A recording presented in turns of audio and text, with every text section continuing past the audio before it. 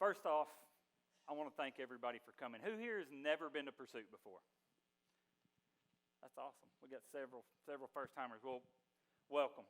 We do this every month, the third Thursday of every month, and we typically have, our topic of the month revolves around whatever the current season is. Around duck blind drawings, we had Kelly Powers, 3-time world champion goose caller, come out and speak. After deer season's over, we got probably the best coyote hunter on earth will come and speak. And it's just a bunch of guys. The whole premise of this is just giving you knowledge. And I've learned so much from all of our guest speakers. And with deer season right around the corner, and obviously a popular season in this part of the world, we just thought that it'd make a lot of sense to do this. So I want to first off, we got a really nice, selection or display of bucks that are all primarily local up here. All of them came from people within this room. I want to introduce my speakers tonight. Michael is a Henry County resident. Grew up with him, known him since I was freshman in high school. I think we had homeroom together, and all we ever did was talk about hunting and fishing. That's right. And but Michael is, grew up. His dad's Gary. He just grew up in the outdoors, guiding, filming, killing, catching, and just a wonderful person that I've always really looked up to for not only character but for his ability in the outdoors. Now, Chris Smith is, I'd say I've got 3 men on earth I'd call my mentors, and he's one of the 3. He is. I've made this statement countless times. If I had to feed my family, specifically turkeys, but if I had to feed my family wild game, me and him would be living next door to each other, I promise you. One of the first turkeys I ever killed was with him. We've had some incredible days in the duck blind. He runs Soul Hunters Outdoor Chronicles. If you get a chance, go on there, subscribe to that. There's some incredible footage on there. He guides, films, produces DVDs, fishes, the whole 9 yards. And then Lance on the end. Lance is, I'm going to be honest, I probably know Lance the least, but I've known Lance for quite a while. We've been kind of running the same circles, but here's what I know. He's never been anything but just a gentleman in front of me, and that carries a lot of weight. And number 2, I got me a new muzzle loader the other day, and the first person I reached out to was Lance. You hunt with one nearly year-round, don't you? And he also, I kind of got a bit by the Western big game bug a few years back, and I know he shares the same passion. But what I set out to do was to find 3 people that I just don't doubt that every year they're going to kill something big. It's not coincidence. Y'all know people like that? These are the worst lights on earth. I don't know if you can turn them down at all. Can you do that? There ain't no way I could stand up here and preach. Well, there ain't no way I could stand up here and preach. That's another story. But y'all know folks like that. Like every year they kill a big deer. You don't? I do. And 3 of them are sitting right up here. How many of y'all out there have ever killed what you consider a giant whitetail buck? A true giant. Pedro over here, he's got his hand raised. He got this one from the taxidermist today. Praise the Lord. Amen. And that's a true giant. Who else raised their hand out there? Tim, what's the biggest deer you've ever killed? I killed a 180 and a quarter with a bow back in 1991. Daggum right. That's a giant. Who else killed a giant in here? I know this dude has. Terry, tell me about a big deer. That's a big deer. I ain't ever killed one that big. Hey, where's Conrad at? Chris, tell them about Conrad's deer. This is there's some giants up here. This is the most unique one of the bunch. Yeah, I was in the parking lot and I thought, man, I wish I had called him, because last year he had told me about this deer and I haven't never seen it. And he showed up and I said, man, I wish I'd got in touch with you. I wanted to see this deer. But it's velvet. It's got a pretty rack. I ain't counted the points on it, but there's something very unique about it. This is a doe. And he said it was around Thanksgiving, and he shot the deer and went out there and rolled it over, and there was a milk sack and no male parts. Yeah. So we'll leave it at that. You understand, but I appreciate you going and getting that because I've never seen that, and that's very unique to have a doe running around with a rack like that. No doubt. That's cool. Super cool. That's I'm going to put one more person on the spot real quick. Brian. Brian was my childhood best friend. We got out and hunted and fished and did things we can't talk about in church. But how many years ago did you kill that big one? And it scored what? And where did you kill it? 195 in Palmersville, Tennessee. How big of a tract of land did you kill it on? Pretty awesome story. Yes. I mean, just incredible deer. But what we want to do tonight is, we did this with our coyote hunters and it went over great, but it's only as good as you make it. So here's what I'm going to tell you. You've got an awesome resource here. Let's ask some questions. Let's, patterns, rut, whatever. I could name 100, but I want y'all to do it. I don't want to give y'all the questions to ask. I want you to ask the questions you've got. And maybe you've got an opinion on something and you just want their opinion. Maybe it's not even a question. And we're going to kind of approach it like that. Before I forget, who in here does not have a card and a pen? This is very important. All right. Duke boys. Just some good old boys. Where are they at? Oh, and Lou. These, you're going to be handed a card and a pen. At the end of the night, we're going to give away everything on this table over here. And if you hadn't filled out one of these cards, your name will not go in the drawing. So you want to make sure you've got one of those filled out. So if you would, just hold your hands up. Let them get you a card. Make sure that you get right behind you, Alex. Right, not that far behind you. Like, there you go, right there. Go ahead, Nikki. You showed up to help us. You're in.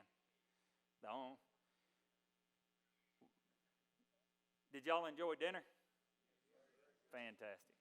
We are blessed. We got a couple men that they just take care of that every month. I say this every time I'm here, but if y'all was relying on me for food, we'd be eating Tostinos or whatever them frozen pizzas are.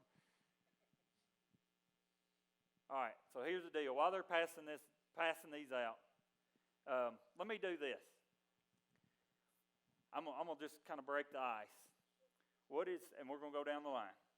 What is your favorite time of year, scenario, whatever, that you think gives you the best opportunity to kill the most mature buck where you're at? Pre-rut. Okay.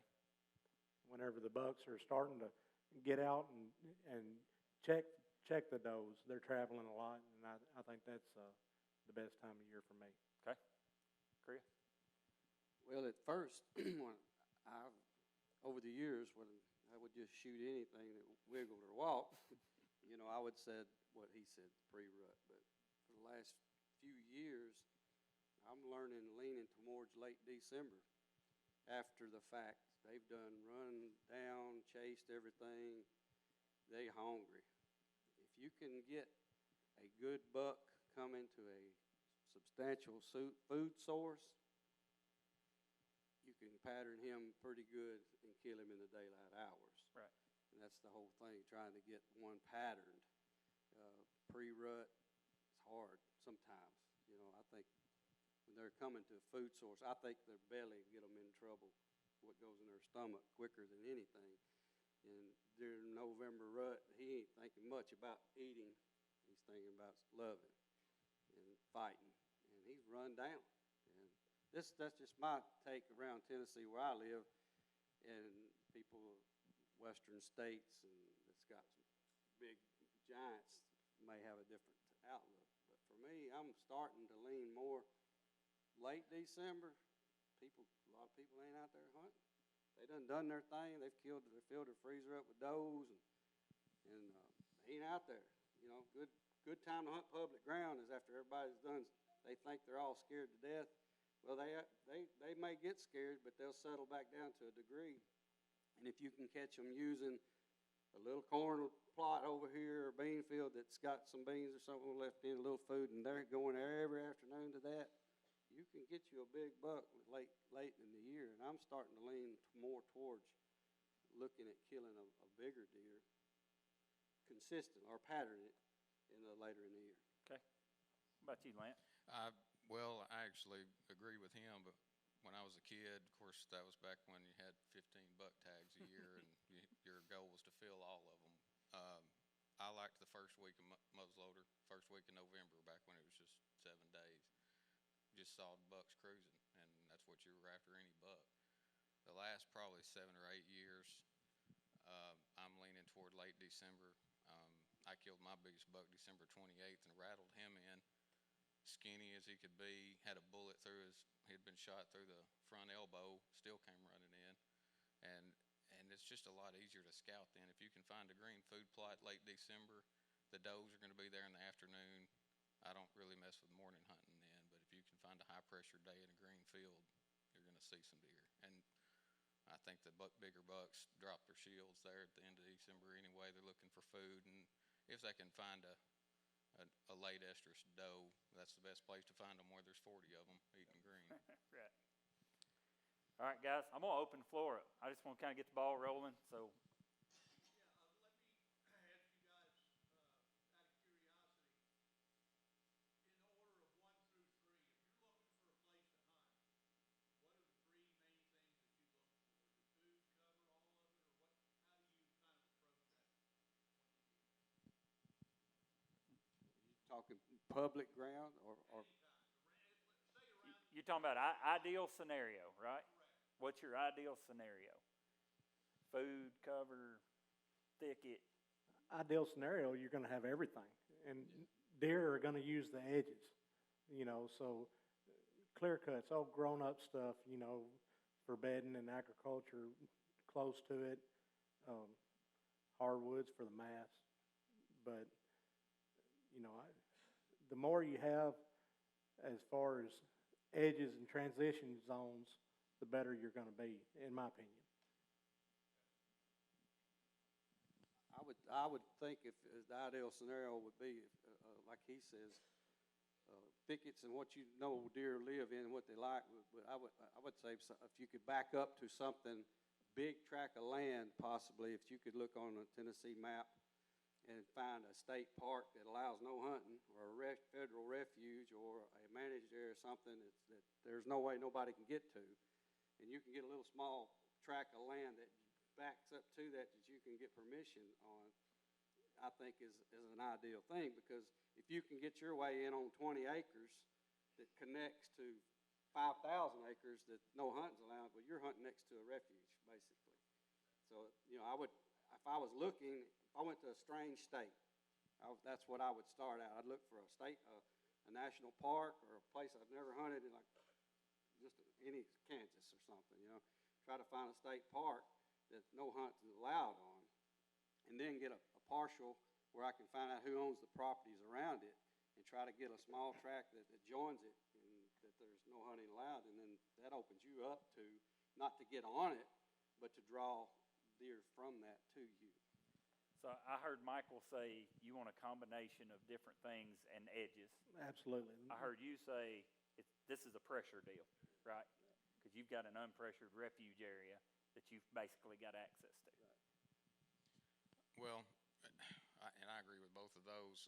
I think it depends a lot on the size of the properties that you're hunting too. If you've got a huge piece of property where you've got food plots and you can manipulate things that get in the center of what they need, get between beds, get on edges. But if you've got a small piece of property or just looking around for somewhere to hunt, and this person's got 20 acres or this person's got 40 acres, and that's what I usually run into, I want something thick. If it's got thicket on it, I'm in it. If old logging roads, any sort of little opening or break in that thicket, especially during the rut, you're going to have them all in there with you. I've been in the middle of places that you couldn't see 30 yards and see 40 deer in the morning. Just if you're in that corridor of how they're chasing or whatever. But again, I think it depends on the size of the property. Ideally, you'd want to have all of it if you got a place big enough. Can I share one quick thing? I hunt a piece of ground in Kentucky that a man gave me sole rights to hunt it. And he had 1,800 acres that I could hunt anywhere on it. And where I hunt is 50 yards off the highway, the best spot on it. The highway's just, cars going like this, and it resembles this highway at Camden Bottoms. And as the highway's just running straight, and you look down, there's just hundreds of acres of agricultural. But those deer have learned that it's thick, just thick saplings about head high, and they've made highways at the base of that highway. So I hunt on the highway bank and see all kinds of bucks. And people looking in the fields and everything, and that's what I would look for. I'll drive down the road sometimes and say, man, that looks good. My wife said, that ain't nothing pretty about that. It is to me, growed up briars and thickets and willows, you know.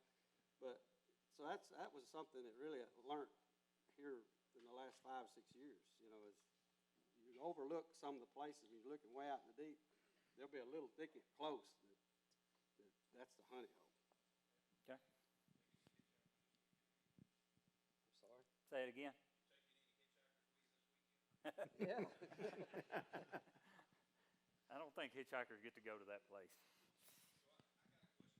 Go ahead there.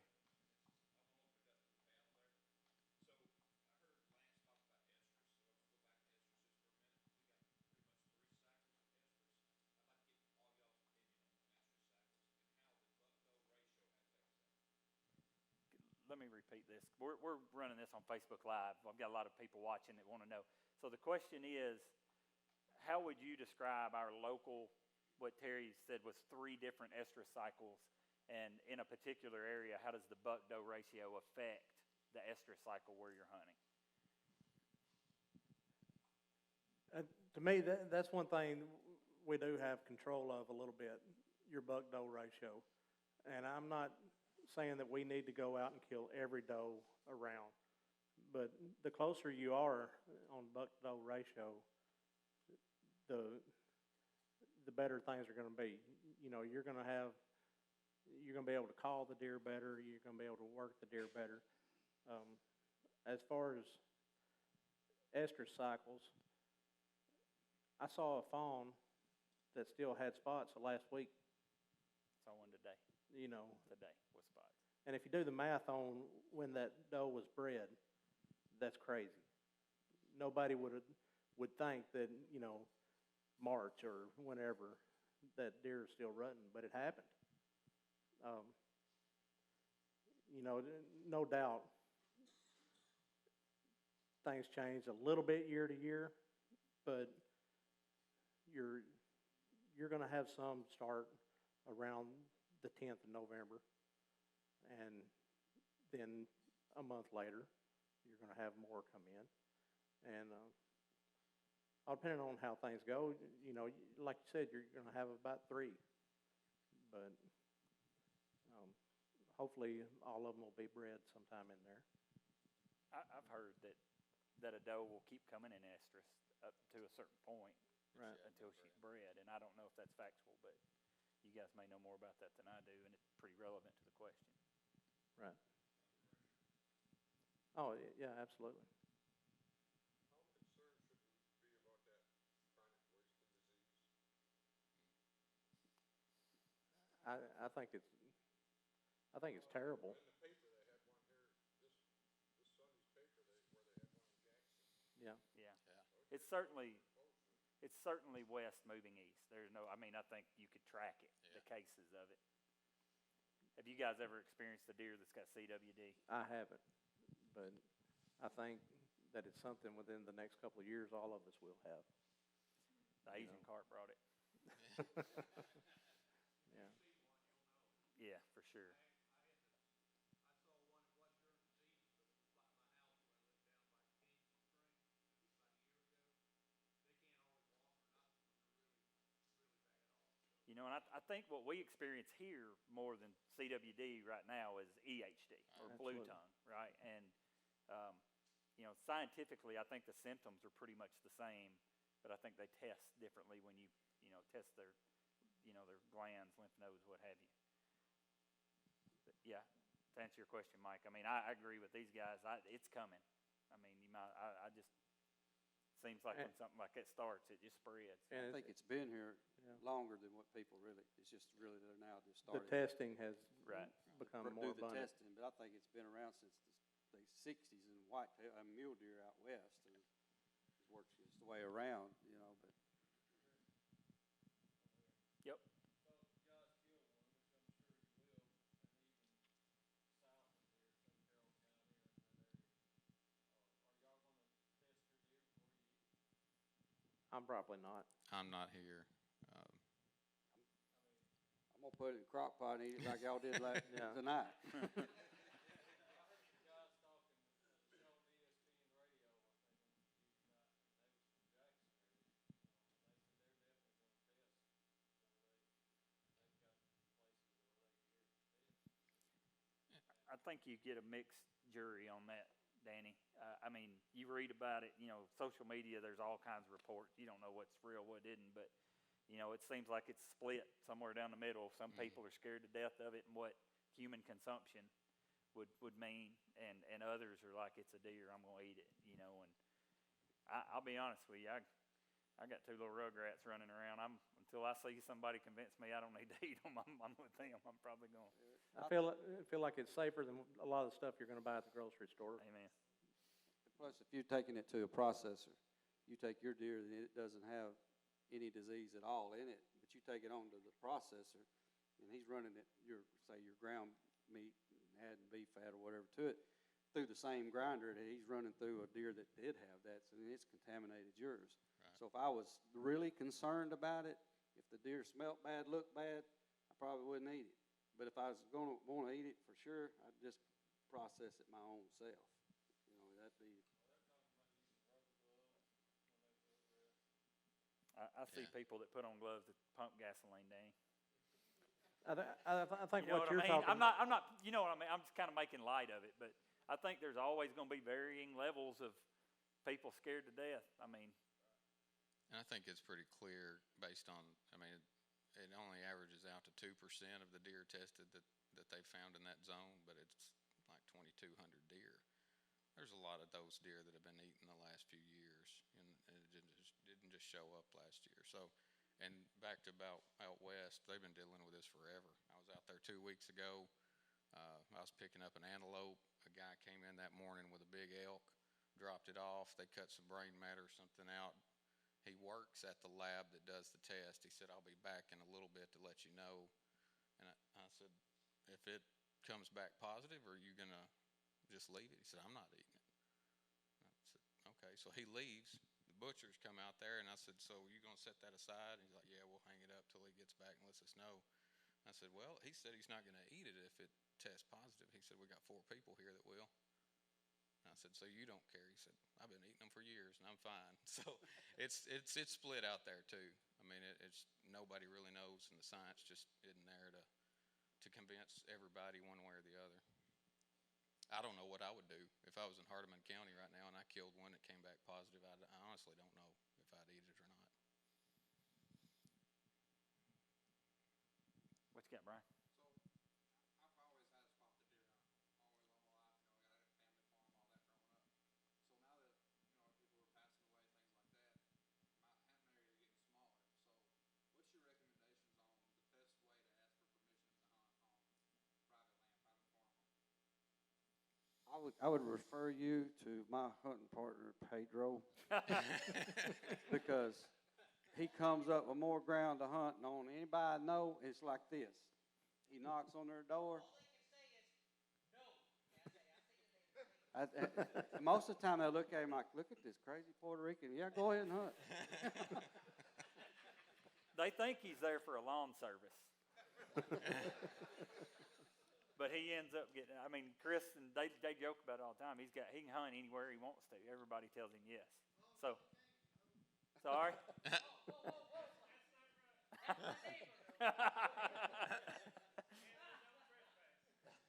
But Brian, I'm gonna take a shot at this. My family's never had land.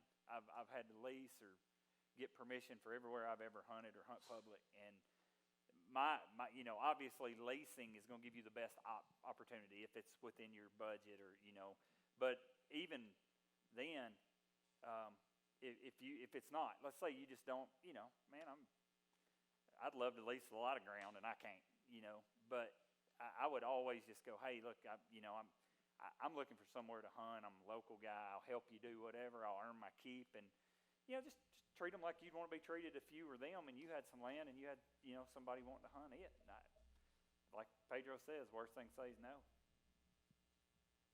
Brian, I've got a bush hog, and there might be a small farmer down there that offer to do a little work around the farm, and if they offer to pay you, and they say, oh, I'd like to maybe exchange it for a hunt sometime, and that seems to work to get permission on private properties if they learn to trust you. The problem we have as hunters is we got people that come in that you get permission, and then somebody don't have permission comes in there, and they rut up their fields, they tear their fence, they let their cows out, and they just shut it down for everybody. So it's hard for a stranger that owns property to trust you. First, I would recommend to try to earn trust with the farmer that owns the property, that he's got trust in you. I had a guy that the fence, tree fell across his fence, cows get out. Help him get his cows out, or call him, tell him, and then say, then establish a relationship with that person. It's hard to just walk up, knock on a stranger, and say, oh, can I go deer hunting with you with a high-power rifle? And they don't know you or nothing, You could let their cows out. But the other thing, like Chris is talking, and that's a chain, because once you've built a relationship with this farmer, all of us know all farmers know other farmers, so if your reputation with them is good and you're an honest and reliable person and treat their stuff right, then chances are, whenever I say I hunt over here on so-and-so, you're going to come a lot closer to getting permission if he can ask about you. Yeah, especially if you say, hey, why don't you call Mr. Edwards for Right. a reference? I've been hunting That's on right. them for 2 years. So, who else got? What you got? All right, I know a lot of people see this happen. I've seen it quite a bit. I actually participated one time.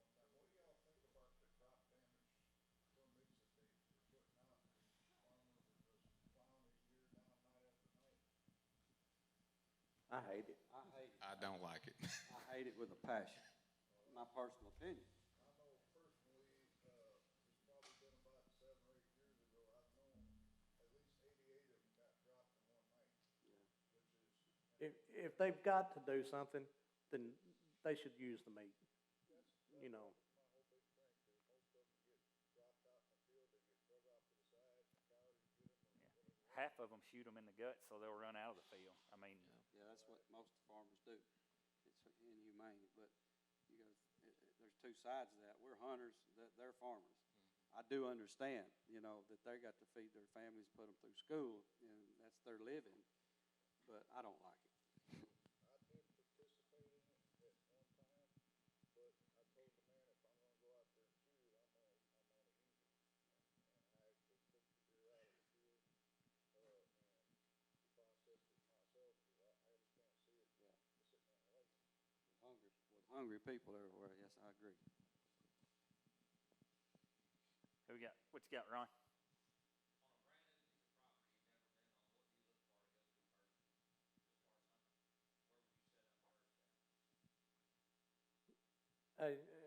More fields, or just what kind of terrain you talking about? I'm going to start walking the ridge tops, routes to the fields, food sources. Like I said earlier, the deer are going to travel the edges. So you got a clear cut here. You've got a transition into hardwoods. Most of your trails are going to be they may not come straight down it, but they're going to angle down it, and I'm going to start looking there, tracks, old rub lines, and such like that. Every piece is going to be completely different, but they'll have some of the same characteristics and some of the same starting points. I think if, also depending on the time of year, if you ride around, find a piece that you want to hunt, get permission after season. February and March, every trail looks like a highway because it's muddy and freezing, and I mean, they pop out, so you can find kind of at least get an idea of what kind of traffic is coming through there. But if it's summertime or I get permission to deer hunt somewhere that I've gotten permission to turkey hunt on in the spring, I don't do a lot of walking around in the summer. I'll just go throw a salt lick out, put some cameras on it to see what's in the area. I mean, if it's a big area, throw 2 or 3 out, just kind of get an inventory. Just because sign's hard to find in the summer. Let me piggyback off that question. This is I think valuable, but let's say let's use this scenario. You've got a new piece of property you've got access to. Let's say it's close enough to season that you don't feel comfortable going in there and tromping around, leaving scent, bumping stuff. What is your preferred way? You're saying a salt lick or a mineral spot or something. Is that all of your preferred way to take inventory? Put a camera up and at least you get an idea of what you've got there. Do you have any other options other than putting a salt lick out, or is that just kind of your go-to? Well, if you're not going to use, go ahead. No, go ahead. I was just going to say, if you're not going to use a camera or salt licks, as dry as it's been, your only other chance to see actually what kind of tracks you've got is to walk the creeks. Right. Get in the creek, walk the whole bed out. There are going to be crossings coming up through there, and you're going to be able to distinguish bucks, does. They're all going to water, and that's the way I would do it. Preferably, a new piece, you don't want to spook anything. Going to be in the middle of the day, preferably before rain. Right. Wash your scent away. Absolutely. Christopher, you got a preference? They like me. I'm looking for something to eat and drink. If I'm on a strange place, what food source is there? And when I get done eating, where am I going to go get me something to drink? We was down here eating a while ago. I want something to drink. I got 3 little water holes on my personal farm. It's not much. It don't have to be much. And the craziest thing I've learned, one thing, they'd rather drink out of a mud hole is the crystal clear water. I've seen more pictures with my cameras on mud holes where I took a dozer and cut out a little mud hole, and when it runoff goes in there, it's just as muddy. They'll drink out of that mud hole before they will the clear water. Why, I don't know, but on my place, it's strange. Right. Because we as humans think, man, that crystal clear water looks refreshing. They'll drink out of that old mud hole first. Maybe some minerals in the ground Maybe. or something. I want to throw this out there. Pedro, what did we make the other day? You remember that? Yeah. What was it?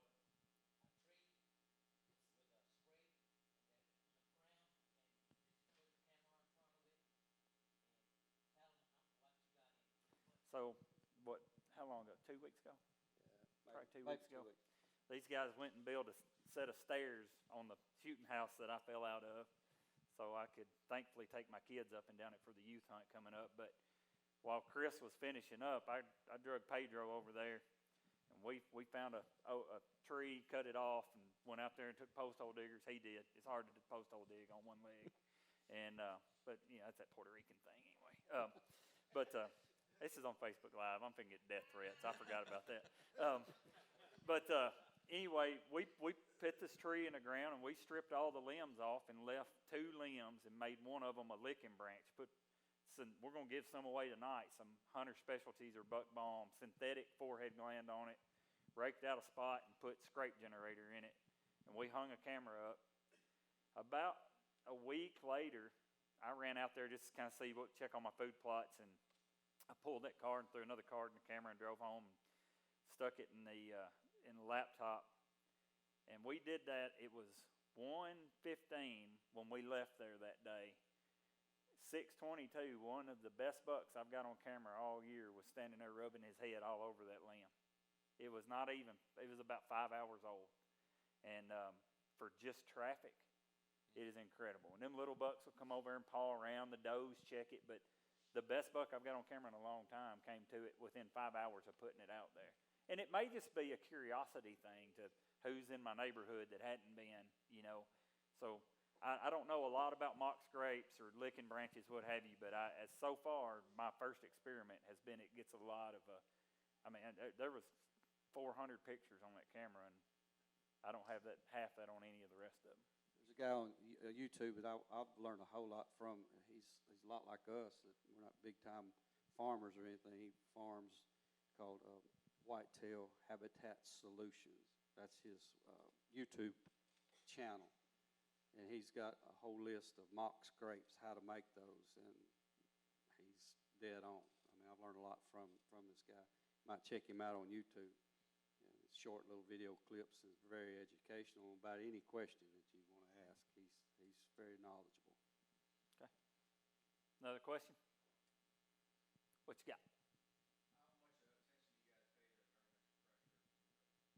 Let me repeat this. All right, for David text me and said the listeners at home can't hear the question. So the question is, how much attention do you pay to barometric pressure and moon phase? Well, if it's dropping, you want to be out there usually, but afternoon hunting, if it's a high pressure clear day, I want to be on a food plot almost always.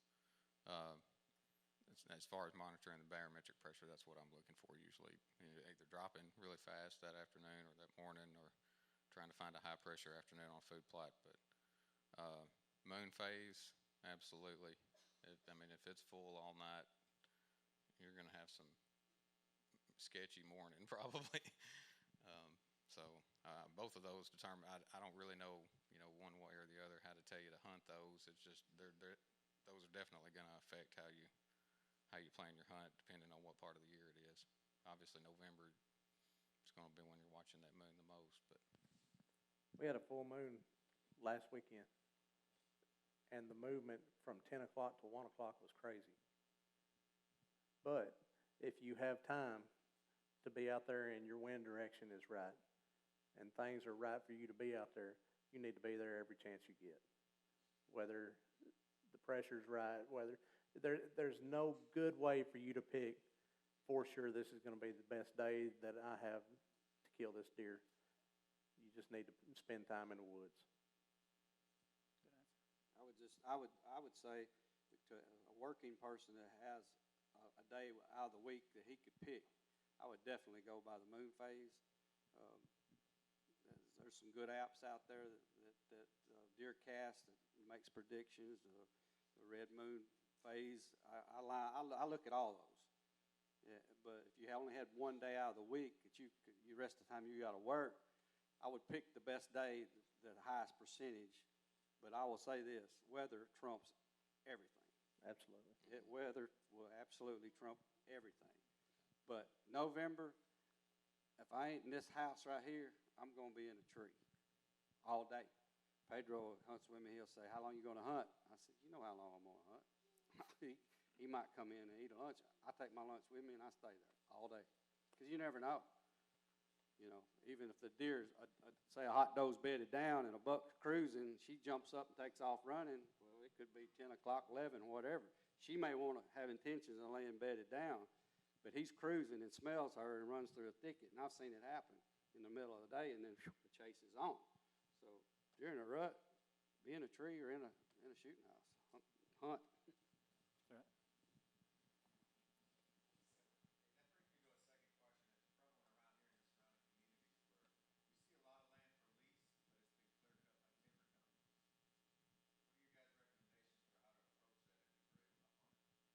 So let me restate that. If you get an opportunity to hunt a parcel of land that, in this day and time, there's a lot of people that are cutting trees off their property to pay for the property. So you've got a clear-cut scenario. How do you approach a piece of property that's primarily clear-cut? Is that what you're asking, Luke? There's a lot of times where they'll leave little strips of trees and clumps to where you can still hunt. And 2 years after that initial clear cut, that's going to be a deer magnet. There's going to be deer raise in there, stay in there. They're going to feel comfortable in there. You figure out how to get to somewhere in there open to where you're going to be able to, it may only be a 20-yard shot. You'll still be all right.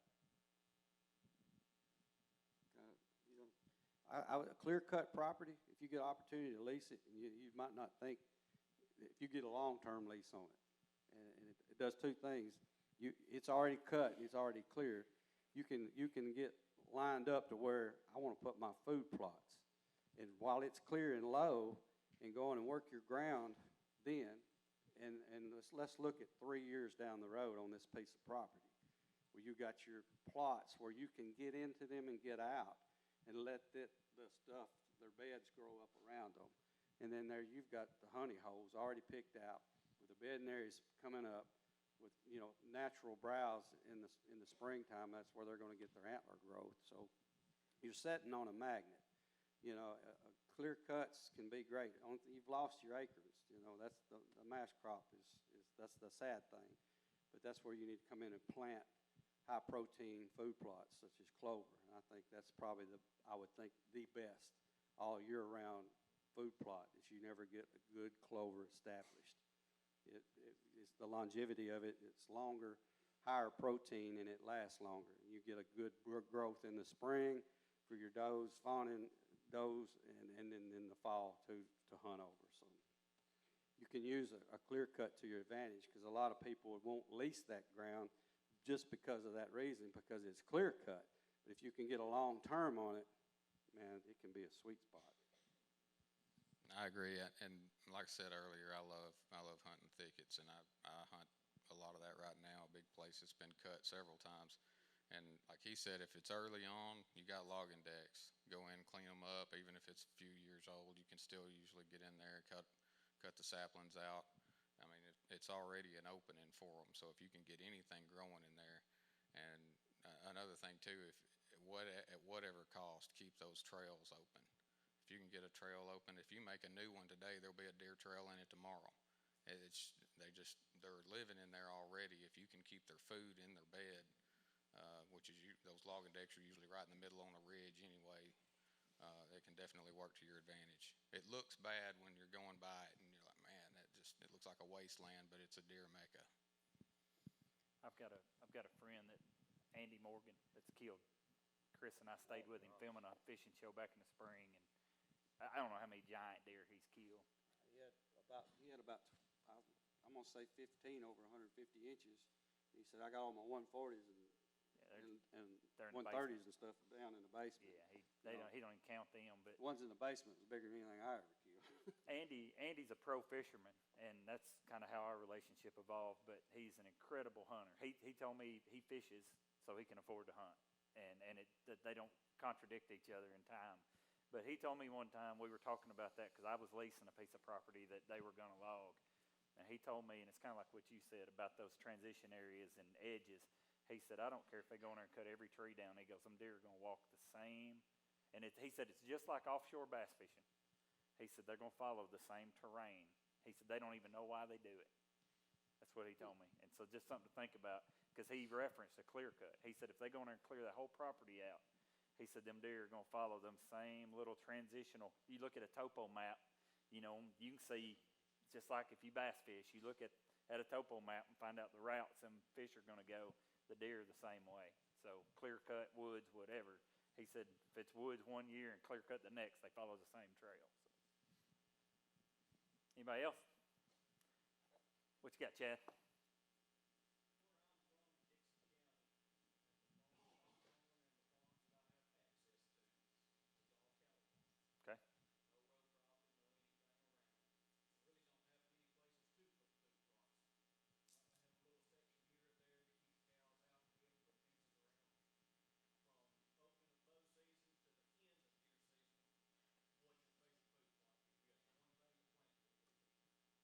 Let me restate this.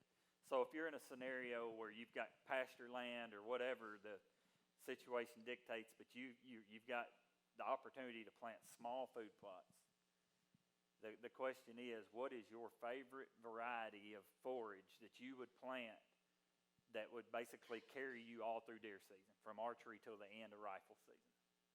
Chris covered it with clover. Yeah.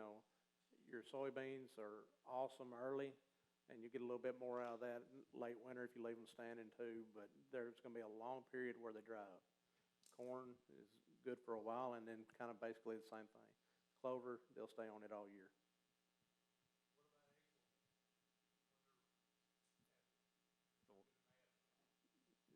That's where you need to be. Better be under a white oak tree. you know, that's their favorite. White oak, White oak acorn. White oak acorns always win, right? every time. What I found around here is, like right now, we got a bad scenario. Coming off a drought, I've had seed on the ground on farms, and I'm sure Terry and different ones in here has done the same thing. Had their grounds broke up, even possibly had seed, fertilized, what on, praying for rain. Well, we didn't get no rain. We went nearly 50 days. I sowed some in 50 days. It still ain't rain. Well, recently, October the 6th, we got a good rain. One the following Friday. The seed I had is just sprouted coming up. And to answer your question, what I like is the most economical thing is around that you can get around to me is wheat mixed with clover, and that works really good. If you want to go and add brassicas in that, that's a good thing too. You got wheat, oats, turnips, and clover. That's like a 4 mix. And what that does is that tender grass shoots straight up out of the ground, and they'll immediately just start eating it. Just as soon as it gets there, they're going to start using that. The clover takes a little longer to get established. The turnip comes up, and if it does make, which my turnips are not going to make this year, but what happens is that turnip will turn to starch in the wintertime, and it gives you a early fall, then the mid-season, then the late season. Like I really like to hunt, that turnip becomes sweet to them.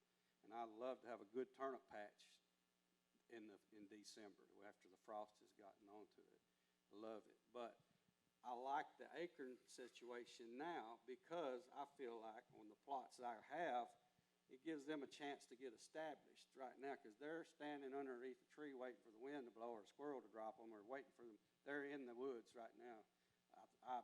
Around my area is thick trying to get after the acorns. Gives my food plots a chance to get established. They've roamed all the hills, and all the acres are just about eat up. You got a green plot, it's on. And like the white oaks, they're not going to last an extremely long time. You know, they get wormy. You know, the deer will eventually get off of them. And then the red oaks, and what is it, the tannin? Is that the right word? You know, once the frost comes and they start, you know, not being quite so bitter, the deer will transition all the way through the year onto different oak trees. Anybody else got another question? What you got, Barry? What time of the year is best to hunt scrapes or rub line, and how successful have y'all been on killing big bucks on the scrapes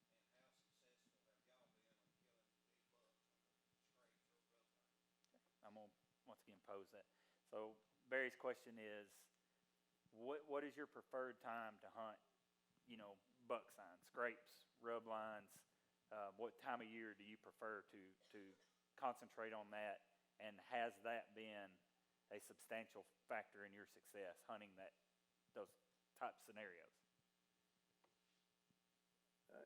For me, as crazy as it sounds, I've probably done better on stuff like that post-rut. And that might go against things that a lot of people would agree with, but, you know, at that time, they're starting to get back out and try to find more. They may not be cruising as much, but then they're narrowing down. Instead of walking side trails, in other words, those trails are going, say, south to north, they're going to walk east to west. That way they're covering more ground. They're scent checking more. Now they're checking the scrapes and running those rub lines. I usually like hunting scrapes, and rubs too if there's a significant line right around Thanksgiving, because I feel like if they're making them and I find them fresh, they're in the area and they'll be back through in a day or two. I've killed a couple good deer that way. In recent years, I haven't done as well on scrapes. It doesn't seem like if you see leaves in them, I just don't have anything. I never see anything come back. A lot of people like hunting them early when they're starting to lay them down, late October, perimeter scrapes and stuff, and I haven't had a lot of luck around those. Seem like they just make them and leave them. So much of that is done at night. Right. I'll put cameras out, never get a buck, or maybe a week later, something might cruise through. But I like hunting them right in the rut. I feel like that they're making them. They're not leaving they're not moving very far from them. They're trying to stay in the area where they're leaving their scent. All they're doing for me is give me confidence they may be a good one in the area. You know, I got if I hunt a small plot or acreage, got like a little 100 acres here and 50 acres over there. I've got where I'm going to be. I got some stands, food plots, bedding to try to get between. If I'm walking out and see a scrape down the road, that gives me confidence. Well, there's a buck. I'm probably still going to go back to my same stand. You know, I'm not going to just say there's a scrape. I'm going to go get my climbers, hang over it. He's probably done a mile from that. And then I have seen them fresh around my food plots and seen one come out that evening and go by and sniff of it. You know, I did kill a deer in Illinois over a scrape, but I was going to the same stand. It just happened to be there, you know, and it wasn't 25 yards. I said, that's fresh. It's steaming. I got up in the stand, and about an hour, a good buck come to there, and I shot it.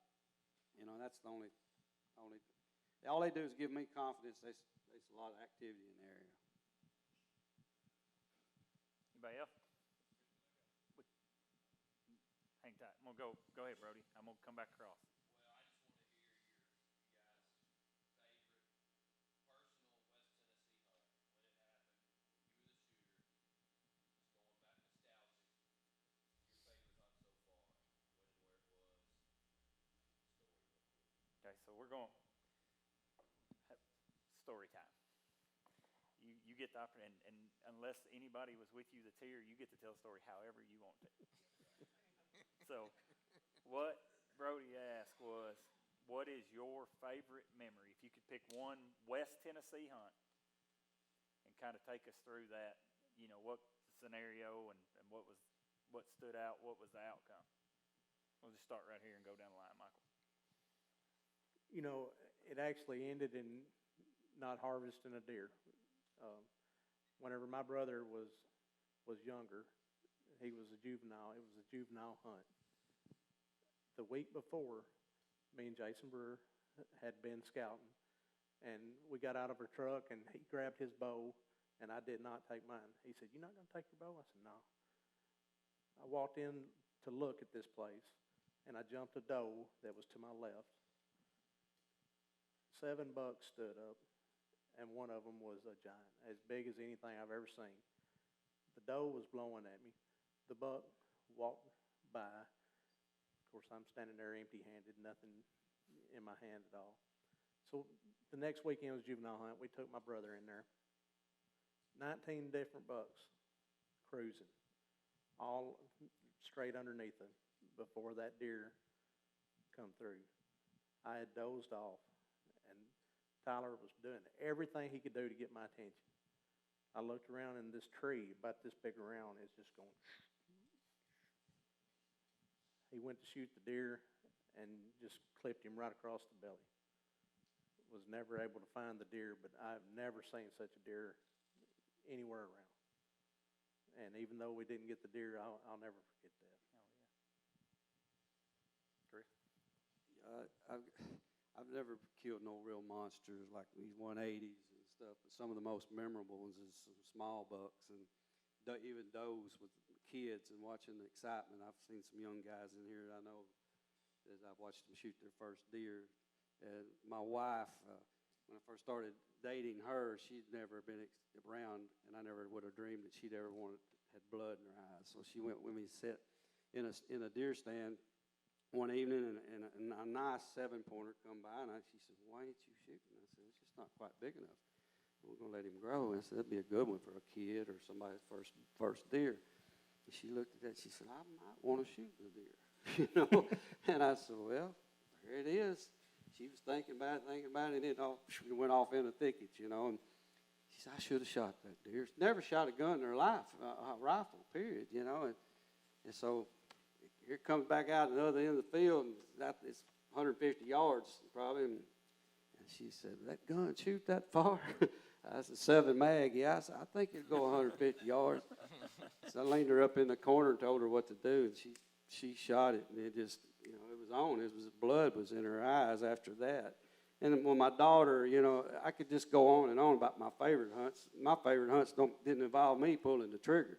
My favorite hunts was when I was taking someone else.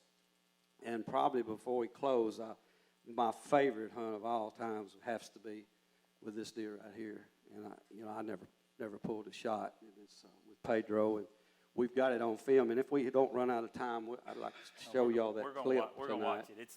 It's 10 minutes. It's worth your time. I And promise. there's a story behind it, and it's just, and he and I were just, it was a God thing. It was a God's gift to us, as hunters, and it was probably is my favorite, and it'll speak for itself in a little while. But thank you. About Lance. I think mine too really didn't involve me. My wife had never hunted. She didn't grow up in a hunting family.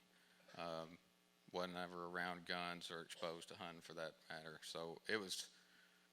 There were some growing pains there in the beginning. When we first started dating, I told her, I was like, winter's going to be rough on us. I'm just, and she found out pretty quick. But she never really wanted to go. She just understood it was my passion, let me go. And I think we had been married maybe 3 or 4 years, and just one summer there out of nowhere, she said, I want to deer hunt this year. So she got her hunter safety course completed and got her license and everything. And we practiced a little bit shooting, not as much as we should have. So she didn't really bring it up a lot, and rifle season was coming up and opening day. And I asked her, I said, do you want to go next Saturday? And she said, yeah, I think I'm ready.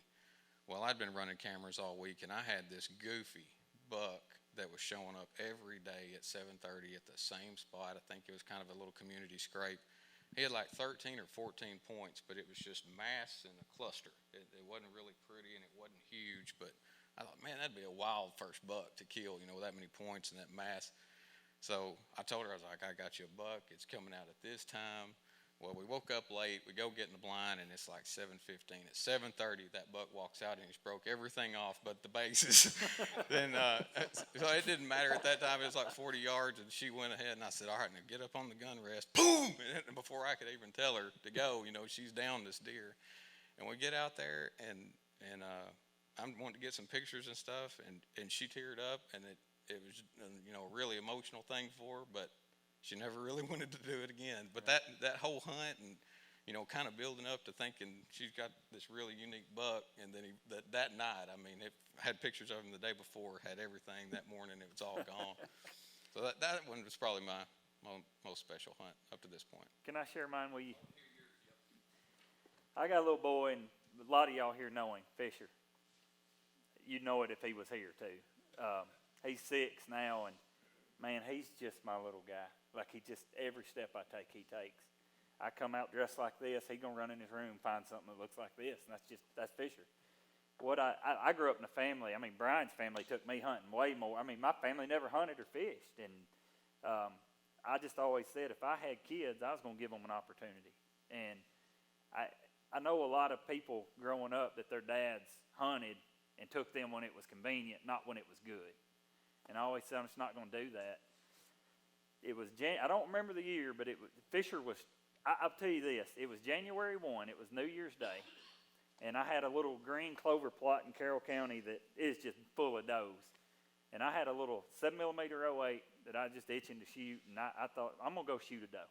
I hadn't shot a doe all year. I'm gonna go take him, let him experience his first deer kill.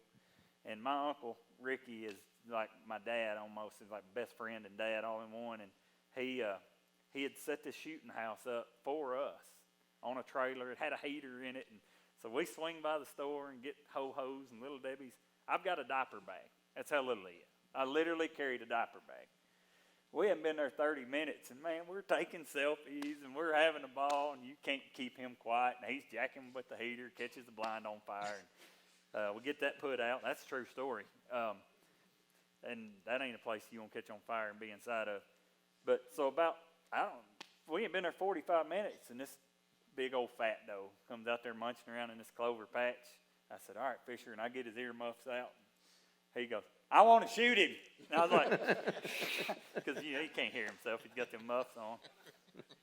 I said, dude, all you've ever shot in your life is a BB gun. He goes, I can hit him.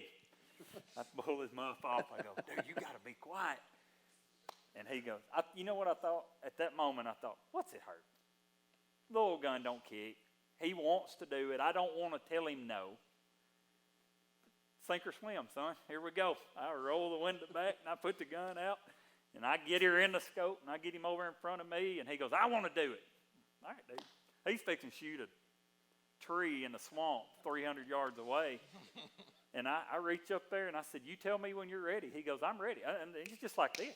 I'm on it. I flip it's got the rear safety, and when I flip it off, that gun goes off, and I go, God, I look up, and that deer goes, bah, just hits the ground. And he looked at me, and I go, shot him right in the belly. I said, well, you shot him. So we went out there, and I wished I had this on Facebook where you could pull it up, but he shot that deer right in the neck. And it's 50-yard shot, but he dropped dead as a hammer. And he thought that's deer hunting him. And I'm going to piggyback off that. My little girl last year on the juvenile hunt was her first ever, and we'd been practicing. We went from BB guns to 22s to scope 22s, and I took her opening day, first morning of youth hunt last year, and this little 7-pointer walks out, and I said, Reese, you don't have to shoot him if you don't want to, because I really didn't think she would, I'll be honest with you. She goes, I came here to shoot a deer. I said, well, baby, shoot you a deer. And I've got a 6.5 Creedmoor leaned out the window of this shooting house. It don't kick. It's a big old heavy bench gun. And she gets around there, and I can't find him. So I get her centered up, and I look through the scope, and he's out there 60 yards in the middle of this little green patch. And I said, all right, baby. I said, you remember where the safety's at? Yep, click. I said, okay. You got the safety down. I said, whenever, boom! And that deer did the same thing. Bah! They don't ever hit them in the right spot. They kind of run around in a circle, flips up and down. But she looked at me, she goes, I smoked him. So I got some little redneck kids, but that's, Anybody else got anything? I don't want to keep you all night, but I want to keep you here long enough to get your questions answered. You made it here, so what you got, Danny? This year, the season opens, everything opens a week later, and I'm going to hunt you like I always have, just get in there when I can. Before season, that week that's normally open? I'm picking on you. Election days when I want to be in flying, I've had the best luck. That first week of November, first Monday, Tuesday, and it's not open. Muzzleloader's not open this year. Y'all taking that into account, or you're just saying, okay, everything's going to be amped up a little more, rut, and we're all. I had to change a lot of vacation days. Because before I realized that I had already taken time off, the first week, couple of days, but I think it'll be awesome. To me, that week that it falls on, that Saturday, that's an awesome time. They're starting to kick it in more, and every location is different. 10 miles south of where I'm at may be a week off, but the spot I hunt, that second week, the weekend that it's opening and that following week is your best pre-rut for where I'm at. Does that have any bearing, guys? Going to lose a week of gun season, with the muzzleloader, but I'm still going to go as much as I can, as much as I'm off. I heard an old timer say that you could go to the fall equinox. On the fall equinox, the second full moon after the fall equinox, it was on. 3 days leading up to that full moon, and 3 days after would be peak. A lot of nighttime activity, but you could bank on it. It was on, and that will fall right in there, right around the first of muzzleloader season. The second full moon, if I'm correct, or that second full moon after the equinox. Also, I talked to a wise old man that killed more deer than all three of us together. He said, I don't care what you are. If you're in Tennessee, the 15th of November that week, you better be in there, And that's just what he says and believes, and it's true. Around the 15th of November, it's either coming or it's there or it's going out. So that's just an old wise tale from an old wise man that kills lots of deer, What you got? I just got a comment. When I grew up, of course, where I grew up, it was a little bit north of there. We'd have never guessed that. Go ahead, Mike. Where I grew up, you couldn't use a rifle. The only thing we could hunt with was a shotgun with slugs. Right. Have you all ever done that? I know that everything's rifle down here, but I just wondered if you've ever, like This is God's country. We don't have those crazy laws down here. Winter, They got rifle open up there now. Right. But I shot a lot of deer with a shotgun. Yeah, that's right. That's right. Weakley County was like that for a long time. whenever I was very small, that's what I actually started hunting with, just because at the time we couldn't afford a deer rifle, so we had 20 gauge slugs that we used, and I didn't have a scope or anything, just had a bead. Sometimes I hit it, sometimes I didn't. You aimed it as good as you could. Pointed at them, right? Yeah. And He kept was a lot better kept with on his flacking. That's right. He was a lot better with his bow than he was that 20 gauge slug, I tell you. I've never tried a slug. I did go when I was young, before I had a deer rifle. I took a 20 gauge, but I think it was one season, and I never killed a deer with it. But You grew up like that, you've got to be a pretty good shot. Them rifle slugs, Absolutely. I mean, you can, if you're good, and I mean, you can easy, 80 yards or closer. I've got a Or close to the rifle here. I've got a buddy that consistently, he's from Paris, Tennessee, but he lives in Oklahoma now, and he kills giant deer every year. Mike Peel's his name, and he hunts travels some, and hunts some areas where it's slug only, and he has built a gun that you wouldn't want him shooting at you. I wouldn't stand out there at 300. I mean, he has got an incredible slug gun that he's built. But it's like Lance. I hit him up the other day. I got a new with an Acura V2. I've been wanting one since they came out, and I mean, with today's technology, Chris, you've got the same gun. I've got it. Lance has got it. You got one? No. Sorry. But I mean, with today's technology, man, I mean, firearms today are just insane. What you can do with a rifle, what you can do with a muzzle loader, what you can do with a slug gun that's set up right. Years ago, piggybacking on what he said, I used to live up north too. I don't tell many people that, but we could only hunt with shotguns also. And when I was young, and I hunted with a shotgun that was a smooth bore, when they came out with them rifle slug barrels, it was like the difference between day and night. Oh yeah. You shoot, even if you're a decent shot, 50 yards is a tough shot with some of them smooth bores. When that rifling came out, 100 yards, no problem. Yeah. Yeah, It's a lot different now than it was. it's incredible when you apply technology to something, isn't it? Any other question? I had somebody over here a minute ago that. I'll go ahead and ask this question. Go ahead, Terry. In this area, we're blessed. We've got, I think we've got about 4 or 5 different types of hunting we can do. We got hillland bucks, we've got bottom bucks, we've got field bucks that people's talked about. And we also got barnyard bucks. I'd like to get each one of y'all's opinion on which one you'd rather hunt. So let me restate that so the folks at home can hear it.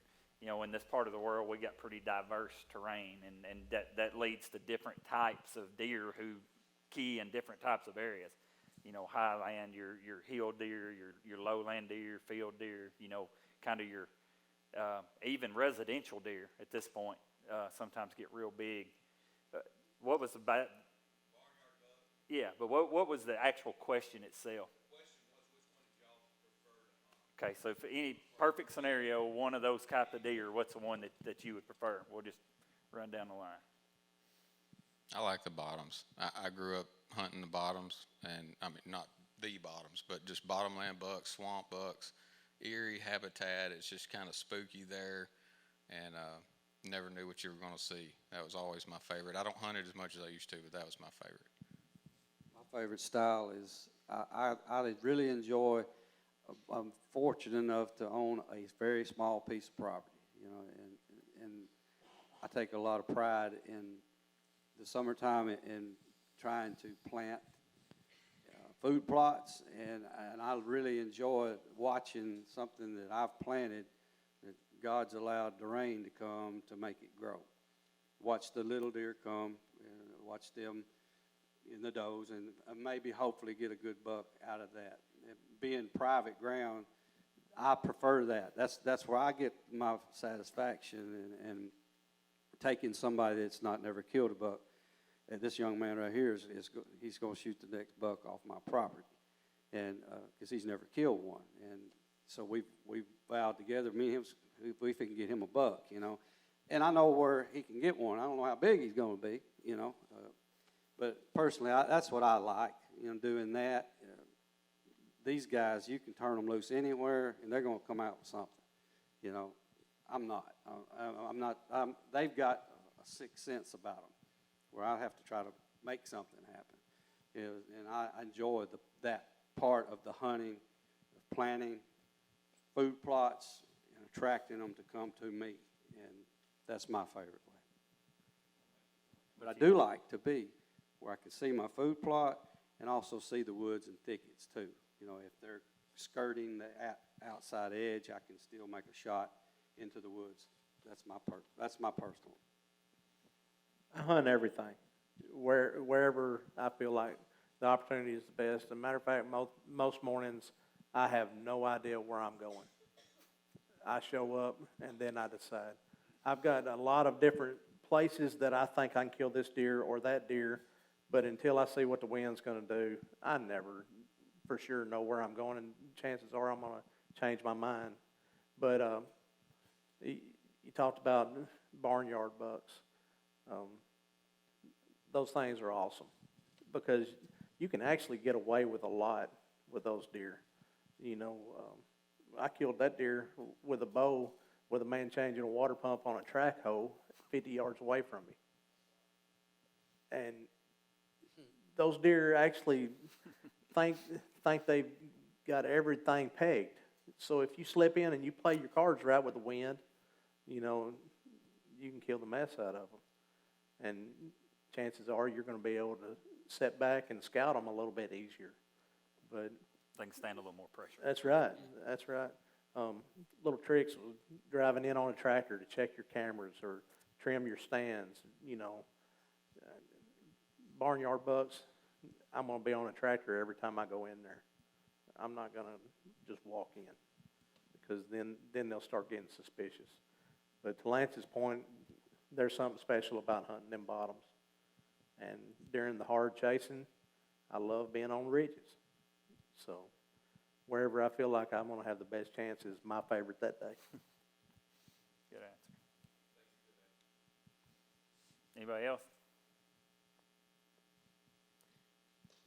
All right, I want to do something. We're gonna watch a cool video. Nikki, you got that teed up back there? This is. Can we knock the lights down for this? The video will speak for itself, but this is the video of this big double drop tine deer getting killed by Pedro and Chris.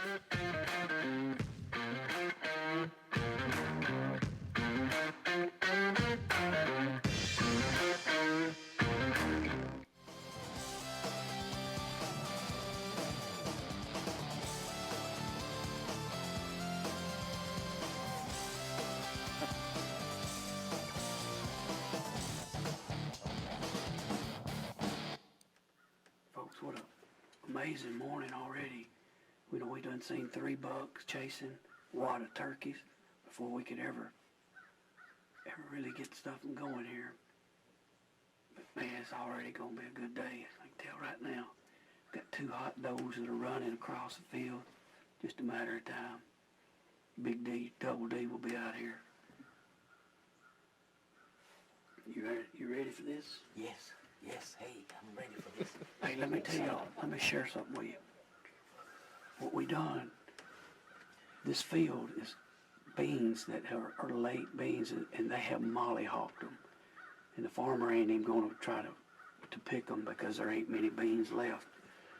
And these deer have been coming, there's a bunch of oaks right there feeding on acorns, and this Double D's been bedding back in here. We were afraid to come in before daylight. So what we done, we stepped out and waited till it got daylight. Glassed the field.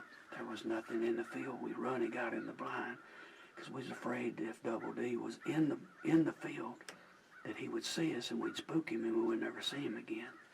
And we'll show you in a video.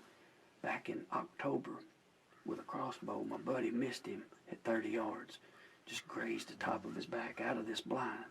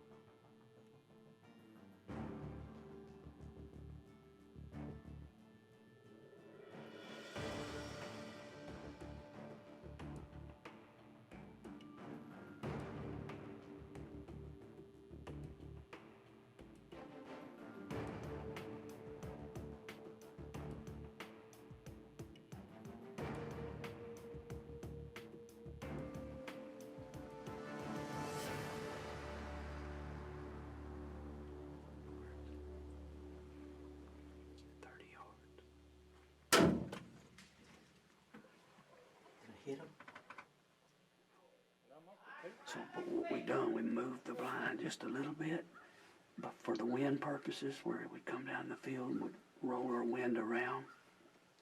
Hunting with a rifle today, and as you can see, it's early. We done right by coming in after daylight. Yes. Got a buck chasing a doe, field full of turkeys. It's just been already a good day.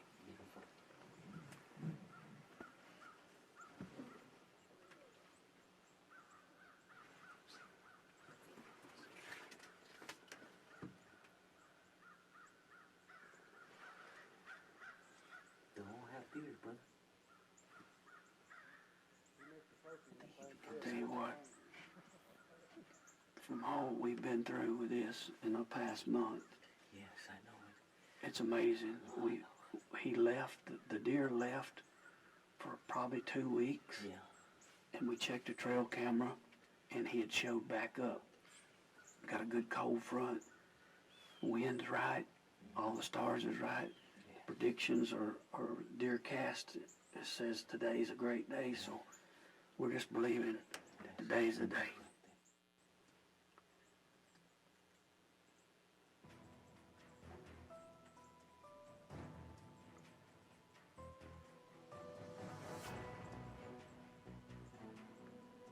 See that Kane? I see him.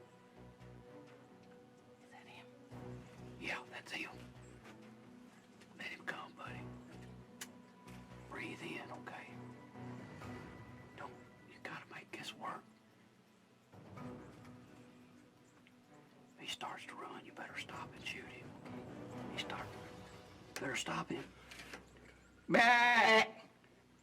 There you go. Did I hit him? Yeah, Did I hit him? you hit him, but it hit him a little bit back.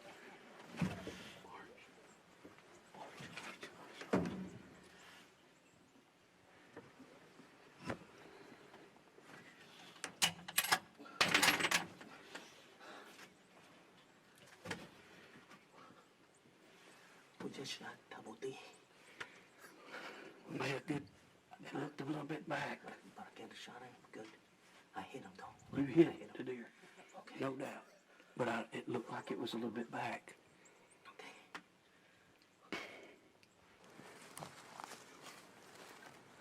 Look yonder. Pedro, look under that pine, that pine tree.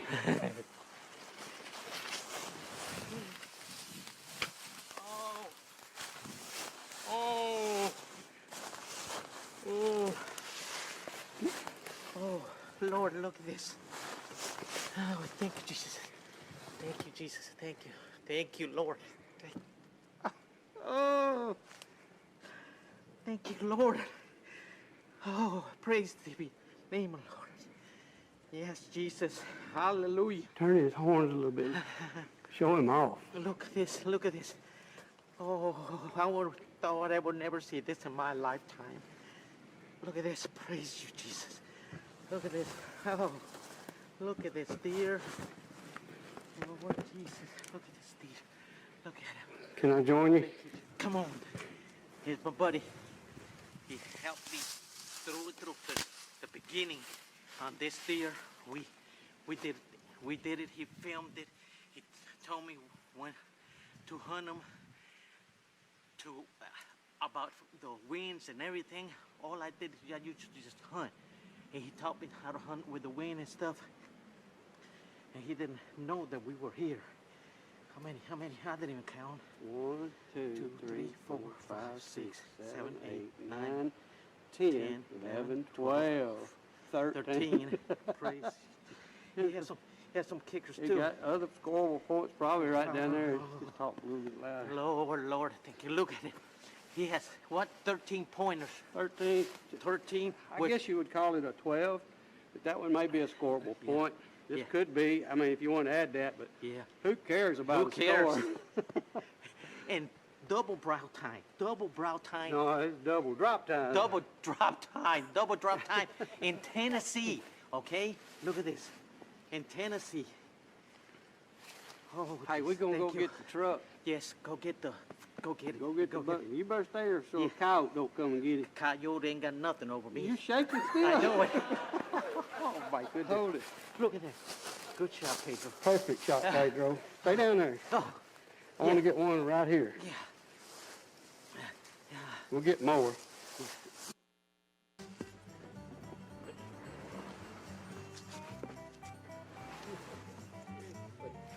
1, 2, 3, up.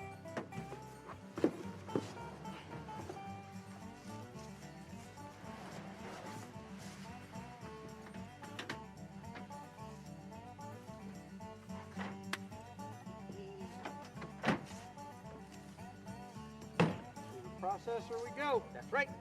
I don't eat no bugs, but I'm gonna eat this one. Woo! There you go. Did I hit him? Yeah. I can touch and can feel him. Yeah, it's for real. Oh, it's for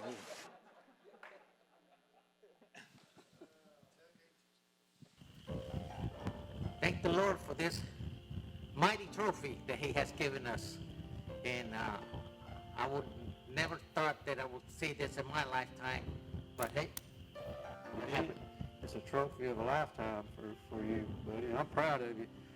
We had it scored the other day, officially scored, and it fell shy of Boone and Crockett's score. We didn't get our names written in no book of registries of the Boone and Crockett. But Pedro and I were talking. I said, man, you know what? It doesn't really matter if our names are written in that book, but there is a book it does matter.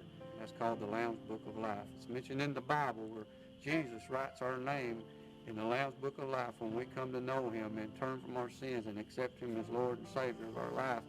Jesus writes our name in there in this book, and it's a registry that goes over, and anybody's name that's not found written in that book does not get to spend eternity in heaven. So we've closed that deal, and we've asked Jesus into our hearts, and our names are written. And we hope that yours, if it's not, that it becomes written soon. So search the Lord and see if you can find Him. If you search, you will find Him. Until next time, I'm Chris Smith. This is Pedro Salas, and I'm with Pedro. May God bless you. Amen.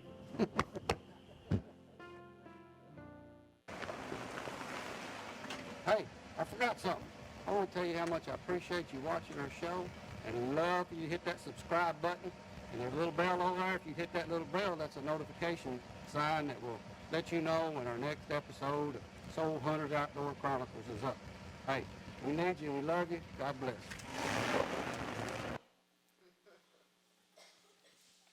You know, the cool thing about Pursuit, and he just literally kind of took the words out of my mouth. You know, this whole thing, the reason we do this, we're outdoorsmen, we're sportsmen. That's what we're wired to be. I dare say most every man in this room, there's not a lot that gets your blood pumping much more than a big buck or, you know, a big fish or ducks, you know, finishing the deal or turkey coming at you gobbling. But Chris said something in that tailgate testimony that really ties in to what I wanted to share with you before we leave tonight. He said, if you ask, He will answer you. If you knock, the door will be opened. And this to me is the most important part of the night. I mean, you've got a panel of guys here that you had the opportunity to ask. And anything you ask, they answer. You ask, you get your answer. And I was praying about, you know, what do you want this to be tonight? I mean, we thank Him for the opportunity to have a great place to come together, a great meal, awesome time of fellowship, a chance to gain knowledge about the things that we're passionate about. But literally at 3:30 this morning, I'm telling you, I woke up and there ain't no doubt in my mind that God gave me this, and I didn't even know what the end of that video said until I watched. It's been so long, I hadn't watched it since you first put it out. But God put Matthew 7, chapter 7, verses 7 and 8 on me this morning at 3:30 a.m. And I honestly haven't been back to sleep since, but I got Nikki to cheat and I put it up on the wall. We got it up here. So basically, these are words straight from the mouth of Jesus. It says, keep on asking and you will receive what you ask for. Keep on seeking, and you will find. Keep on knocking, and the door will be open to you. For everyone who asks receives, everyone who seeks finds, and to everyone who knocks, the door will be open. The thing that stands out to me about this, can you put it, okay, it says keep on asking. It says keep on seeking, keep on knocking. You know, the context of this meeting, how many times, and I know it happens, but how many times do you, when you first set out to kill that big deer, do you kill him on the first try? You keep seeking him. You keep hunting. You keep going. And that's where your results end up coming from. And I feel like as men, as hunters, I think one of the common things, and it's what we promote at Pursuit, is to pursue your purpose. You know, once again, I think I can identify with most everybody in here that I identify as a hunter. I identify as an outdoorsman, as an angler. I design fishing lures for a living. The Lord blessed me with something that I could only ask to get to do and make a living and feed my family. But it's all, life is about your purpose. And you can do a lot of good things, but that may not be your purpose. You know, one of the best examples I could give you, I can design a topwater lure. I can build it. I can create it.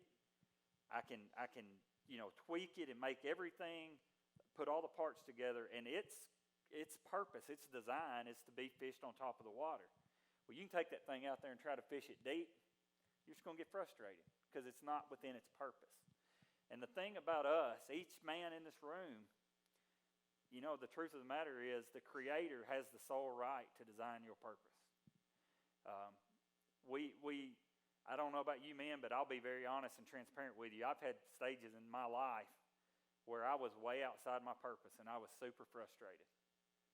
Things just, life didn't go the way I thought it should. I was miserable, and it's trying to fit a square peg in a round hole. I wasn't walking in my purpose. And I know that, you know, just like all this knowledge that you've gotten tonight about deer, we've got God's Word that gives us this knowledge about what our purpose is. And as you come closer to Him, the Holy Spirit will start to reveal more and more inside those confines what your purpose is. And here's what I know. I know that our purpose is to love God, worship God, and love others. And the more you get in your purpose, the more effective you're going to be as a husband, as a father, as a friend, as a brother. You're going to be able to share the knowledge that you've gotten, just like these guys have tonight, with other people. And it's not going to affect them killing a big deer. I mean, that's awesome. Don't get me wrong. I hope every one of you guys in here kill a giant. More than that, there's nothing on your time on this earth and eternity after that will matter more than you understanding who your Creator is, the purpose He has for you, and the way He's made to get you back to Him. And that is really what Pursuit is all about. And guys, I believe that every one of you, I know I did. I learned stuff tonight. I learned stuff tonight that I'm going to apply to make myself a better deer hunter. If you don't hear anything else tonight, here's what I want you to hear. That God in heaven loved you so much that He preordained for you to be right here tonight. He gave His Son on the cross for your sins. You can be forgiven of anything past, present, and future. And He wants to do that because He wants to spend eternity with you, because that is why you were created, was for Him. That is your purpose. And I promise you, man, I've been on both sides of this fence, and thank God, like Chris said, I know my Savior. I know my name's written in that Lamb's Book of Life, but I assure you, I spent plenty of time outside of that. And any of you know me for a long amount of time, knew me then. And life is just frustrating when you're not in your purpose. It's like taking that topwater bait and trying to fish deep with it. It just doesn't work. It's just not effective. And what I want to do tonight, we've never done this before at Pursuit, but hey, will y'all kill the live stream for me?